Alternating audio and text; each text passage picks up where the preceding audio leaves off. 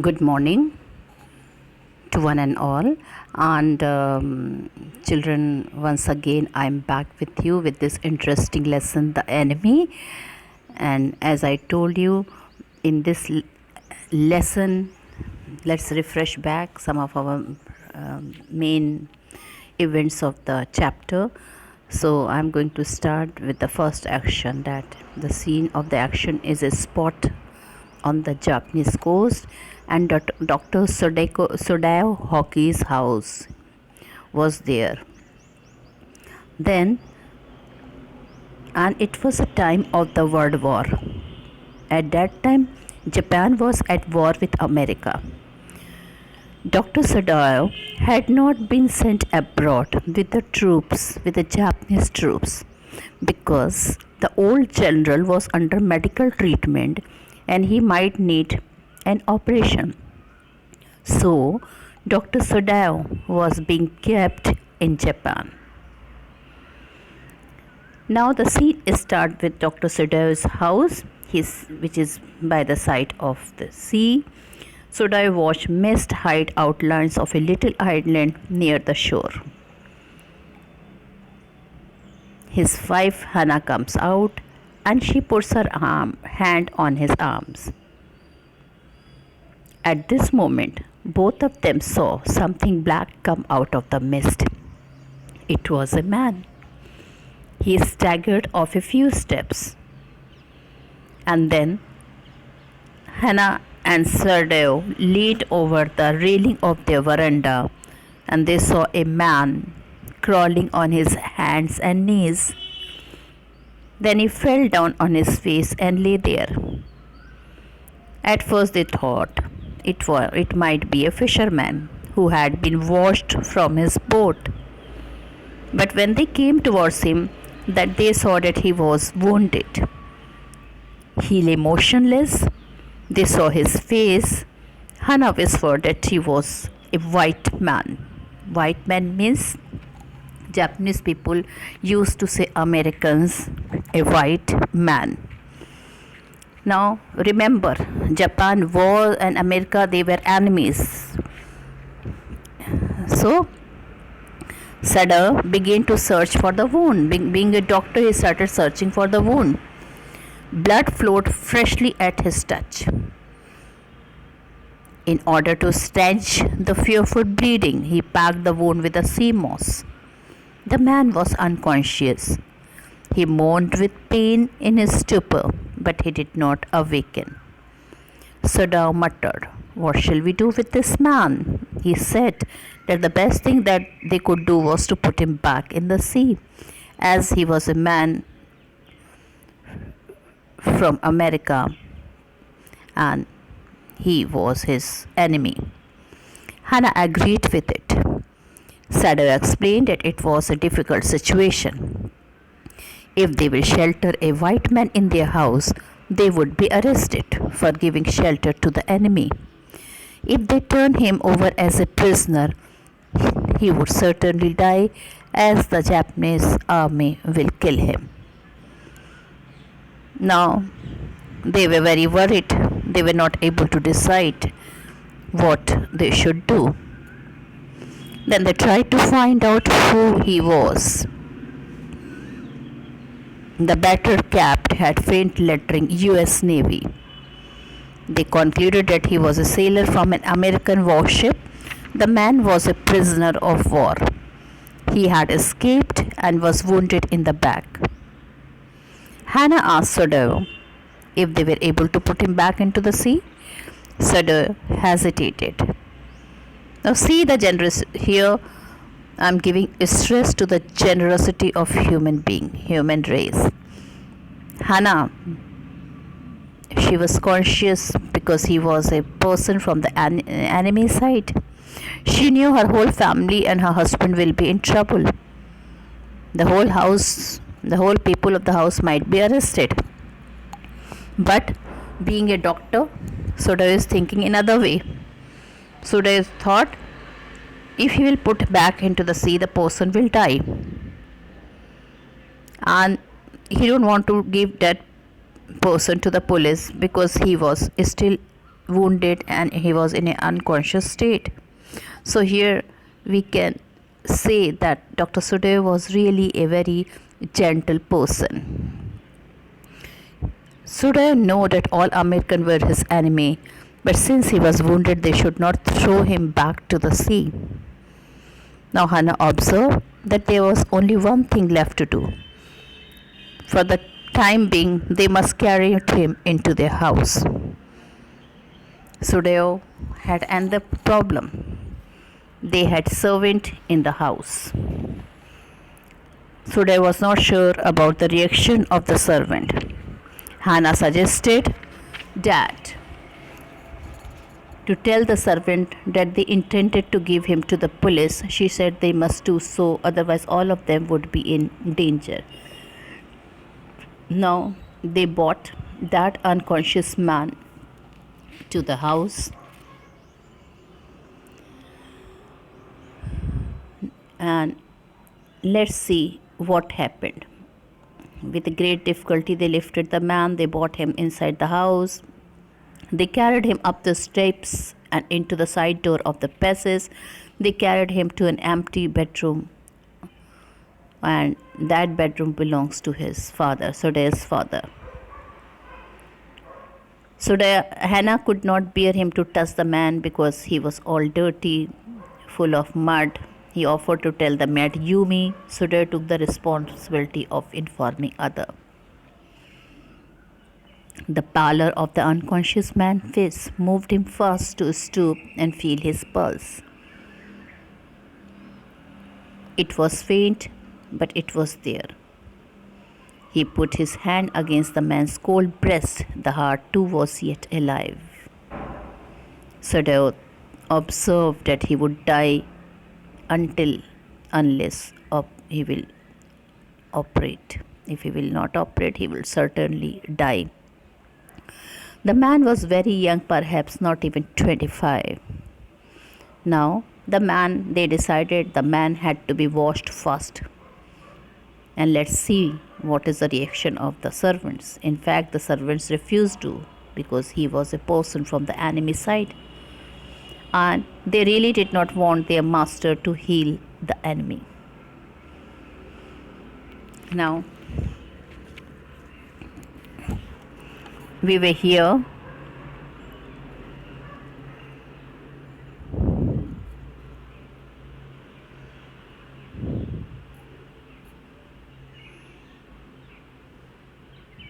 Now, I was here. We must simply tell them that we intend to give him to the police. Now they were discussing whether they should give him to the police, and what they will tell to the servant if they will bring that man in their house. So they decided that we must simply tell them. Who are them? Them are the servants of their house. They told that we intend to give him to police, as indeed we must. So we must think all of the children and your position. Now it is Hannah who is worried because they are bringing that person to the house. She is thinking, think about the children, think about your position. You are a surgeon in the army. It would endanger all of us. All of us will be in danger if the servant will tell the army, Japanese army, that we are giving shelter to the prisoner of a war. Certainly, Sudev agreed. I would not think of doing anything else. Thus agreed, together they lifted the man. He was very light, like a fowl. They had been half starved. Now they lifted the man. He was really very light because, first of all, he had not eaten for many days. He was having a very weak. He was very thin. It was like a fowl. Fowl means hen, and who had been half starved for a long time. It is only feather and skeleton. So his arms hanging, they carried him up the step. Now see what was the decision. They were bringing that person to their house. The door opened into a passage, and down the passage they carried the man towards an empty bedroom. Now this bedroom belongs to Sudev's grandfather.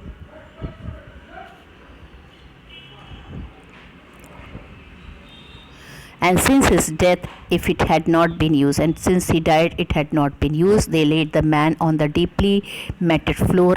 Everything here had been Japanese to please the old man. Now, this shows who is the old man here. Who is the old man here? Old man is his father, and he was deeply loved with his country. So whatever was kept in the room, it was totally belonging to Japan. Whose house, who would never in his house home sit on a chair or sleep in a foreign bed. That means he even did not want to sleep in a foreign bed. Hannah went to the wall cupboards and slid back a door and took out a soft quilt. She hesitated. The quilt was covered with flowered silk, and the linen was pure white silk. Now, children, white pure silk quilt was bought for him. Now, Hannah was hesitating because he was so dirty. Yes, he had better be washed. Now, Sodao told, "Well, let's wash him. If you will fetch hot water, I will wash him." Now, Sodao told Hannah that if she will fetch warm water to him, he will wash the fellow. If you will fetch hot water, I will wash him. I cannot bear for you to touch him. Now, Hannah did not want him to, he should be touched. We shall have to tell the servant he is here. Now, she is telling, first we will tell the servant. Let's see what is their reaction.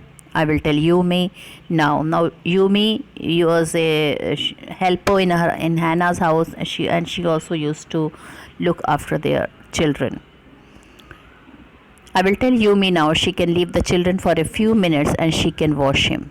Sodao considered a moment. Let it be so, he agreed. You tell Yumi and I will tell the other. Now Sodao told, okay, you tell Yumi what she has to do, and in the meanwhile I will tell other servant that we will, till now for time being, we are keeping him in the house, and for then we will tell him to, we will do something. We might hand him to the Japanese army. But the utter pallor of the man's unconscious face moved him first to stoop and feel his pulse. Now, utter pallor of the man's unconscious face. Now, utter pallor, what I told you, I think I told you about this thing, that the man's face was quite pale. It was due to excessive bleeding that his face has become pale, and he was in the state of unconsciousness. So but the utter pallor of the man's unconscious face moved him first to stoop. Stoop means he bended to feel his pulse. It was faint, but it was there. Now, what he thought he just felt his pulse, and then he felt the pulse was still there, though it was very faint. Faint means low. He put his hand against the man's cold breast. The heart too was yet alive. That means the man was alive. Till now he is alive. He is not dead. He will die unless he is operated on, Sodao said. Now Sodao told that if we will not operate him, the person will die. Surely he will die. The question is whether he will not die anyway. Now he told, the question is whether he will not die anyway. Now he, being a doctor, he don't want him to die. Hannah cried out in fear, don't try to save him, what he should live. Now Hannah, again, she is very fear. She is telling, don't try to save him. If he will live, then what will happen to us? We certainly will, our life will be in danger by the Japanese army. What if we should die? Now Sodao is telling, but what will happen if we will die? Being a person who is dying in front of a doctor is also not good. He stood gazing. Gazing means looking. down on the motionless man. Now,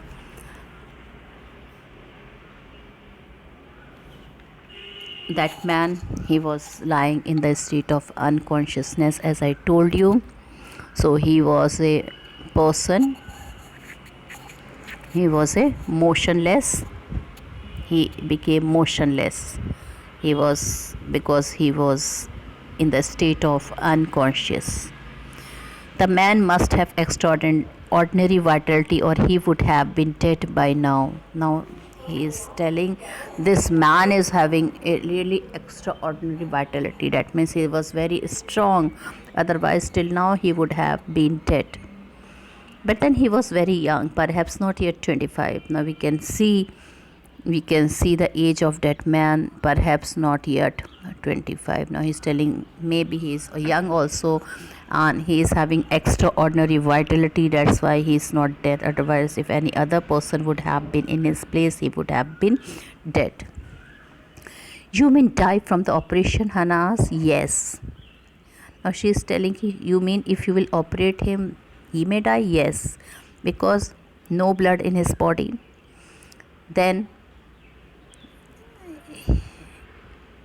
he might, because just because of his extraordinary vitality, and thus because he was too young, only these two were the reason for that the operation may get successful. Hannah considered this doubtfully, and when she did not answer, Sadao turned away. At any rate, something must be done with him. Now Sadao, being a doctor, he had giving his decision that something must be done with him, and first he must be washed, and first thing he must be cleaned, because his whole body was muddy. He went quickly out of the room, and Hannah came behind him. She did not wish to be left alone with the white man. Now she in fact was scared, and she used to hate American. That's why he went quickly out of the room to arrange what? To arrange that white man he felt that he went to arrange hot water so that he could wash. Now Hannah, she did not wish to be left alone. Why? Because she used to hate white man. In fact, she was fear also, because she was all alone. She didn't want to stay with that white man. She didn't want to left alone there. He was the first she had seen since she left America. Now he seemed to have nothing to do with those whom she had known there. Now for the first time, when I told you Hannah was a student in America, and after marrying Dr. Sudeko, she was settled and well established in Japan only. Now for the first time after coming back from America, this was the first American she was seeing, and he was not at all exactly like the person whom she had known there. Like, say, professor was there, so many colleagues of her was there, so she was something different. And secondly, he was his enemy, and secondly, that person was his enemy, a menace, living or dead. Menace means he was a nuisance. He was the person who gave trouble, the person who annoyed someone. Okay, the person due to which somebody gets worried. So he was a nuisance. Living or dead doesn't matter. Even if he will die, then also he will be a nuisance for him, because he was a person from the enemy's side, and even if he will live, then they will be in great danger. She turned to the nursery and called Yumi. Now she went to the nursery. Nursery is a place where their children were there with Yumi. She called Yumi. Yumi was a helper. She was a servant in her house.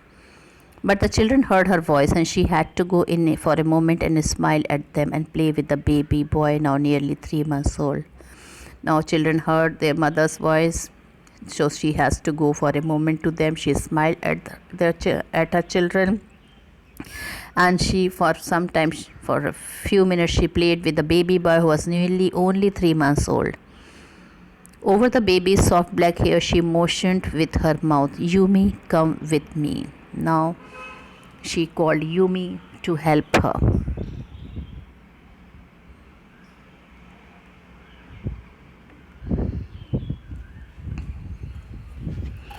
I will put the baby to bed, Yumi replied. He is ready.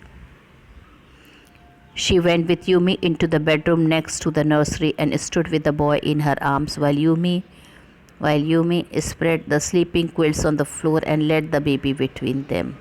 Now she went with Yumi into the bedroom next to the nursery and stood with the boy in her arms. The boy was in her arms, that 3 years old son, 3 months old son. He was in her mother's arm. And Yumi, she spread the sleeping quilts on the floor and laid the baby between them. Why on the floor? Because 3 months child may fall if she will put on the bed. So for the safety of the child, she is putting the sleeping quilts on the floor and she laid the baby there. Then Hannah led the way quickly and softly to the kitchen. The two servants were frightened at what their master had just told them. Now Hannah saw a fear in the eyes of the other servant as she went to the kitchen.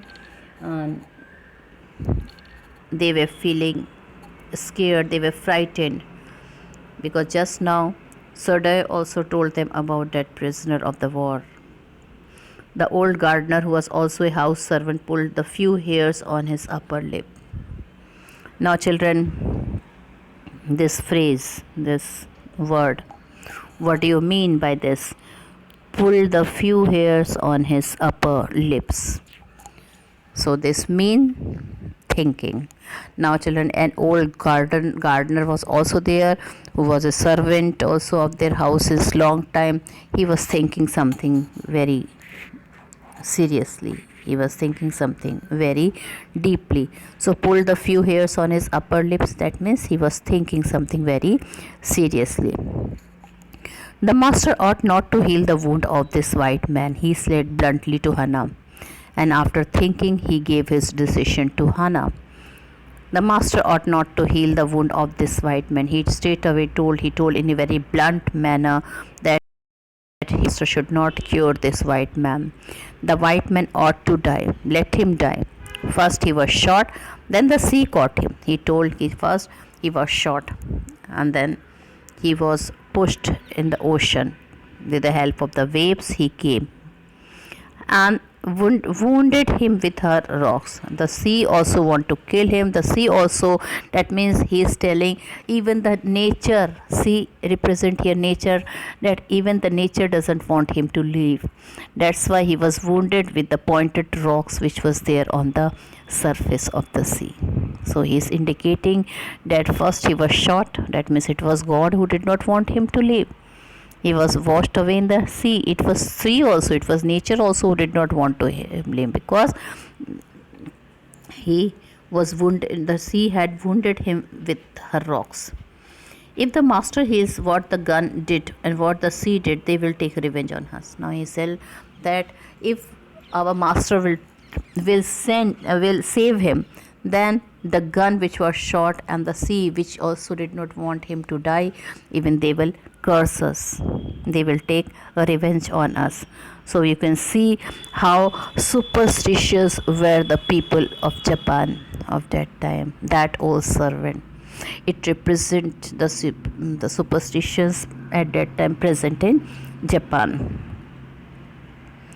I will tell him what you say, Hannah replied coarsely. Now Hannah, she knew that this is the moment that she has to tackle everybody in a very affectionate manner. She doesn't want that somebody should go from their house, any of the servant, and complain.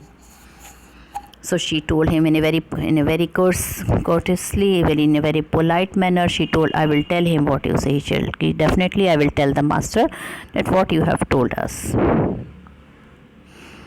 Although she was not superstitious as the old man was, though Hannah was an educated lady, she was not as superstitious. She was not at all superstitious as the old man was. Could it ever be well help an enemy? Now she was also thinking it would be proper step or a right step to help the enemy. Nevertheless, she told Yumi to fetch the hot water and bring it to the room where the white man was. Even then, nevertheless means even then. So, though she was thinking in her mind whether she would save that person or not, whether she should help the enemy or not, but this thing was there in her mind. But she told Yumi at the same time. She instructed Yumi to bring hot water to the room where the white man was. She went ahead and slid back the partitions. Sadhu was not yet there. Now she went at the same time. She went to the room where Sadhu was not there. Yumi, following, put down her wooden bucket. Now Yumi came there. She bought the wooden bucket. Then she went over to the white man. And then after that, she went to the white man. When she saw him, her thick lips folded themselves into stubbornness. I have never washed a white man, she said, and I will not wash so dirty even now. Now, she objected. She objected to Hana Yumi straight away when she saw the white man. Maybe it be just because of hatred. Maybe she doesn't want to do that because she knew that being a Japanese, she should not help a white man.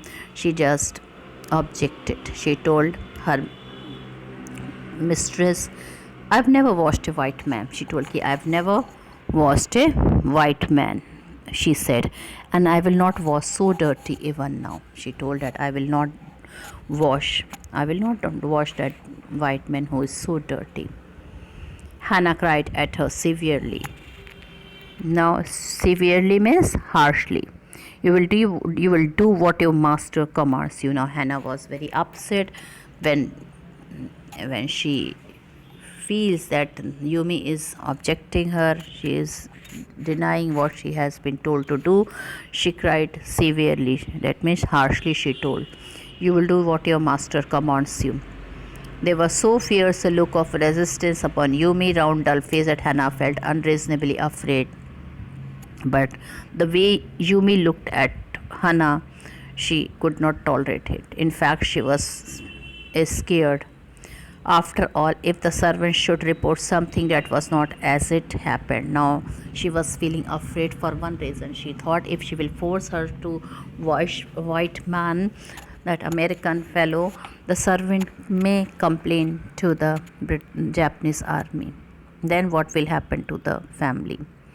Very well, she said with dignity. Now she was a very wise woman. She told, okay, you understand, we only want to bring him to his senses so that we can turn him over as a prisoner. Now, first of all, she doesn't want to show that she is helping that man purposely. She wanted to tell that she is only helping so that she can give hand over to the Japanese army as a prisoner of war. I will have nothing to do with it, Yumi said. I am a poor person and it is not my business. Now, Yumi straight away refused. She told him, I don't want to hear all this thing to whom you are handing to. So, he is telling, I am only a poor person and it's not my business to wash a white man and do all these jobs. Then please, Hana said gently, return to your own work. Now, Hana, she did not force her, she did not compel her to do. She told, okay, you can go back to your work. What you used to do, you just complete that work. At once, Yumi left the room, but this left Hana with the white man alone. Now, Yumi left the room and Hana, once again, she was left with the white man alone. She might have been too afraid to stay had not her anger at Yumi's stubbornness now sustained her. Now she was very annoyed, she was very irritated with Yumi's behavior, but then she thought it is her duty now to stay with that white man. Stupid Yumi, now she was muttering. Stupid Yumi, is this anything but a man and a wounded, helpless man? Now she's saying, how can she refuse? He is simply a helpless, wounded man in her house. In the conviction of her own superiority, she bent impulsively and untied the knotted rugs that kept the white man. So children, here I only now the time is over, and the other explanation will be done in the next part of the video, and we can see the generosity, the generous nature of Dr. Sado. Though the two countries they were enemy, but it is the generous nature of Dr. Sado that he still want to help the prisoner of war. He still want to help to save the man, though he was an American. So the message here is that we must always do something good. Whatever we do, the life will reflect that thing back to us. And with this, I end this part of the video. Thank you and have a nice day. Bye bye.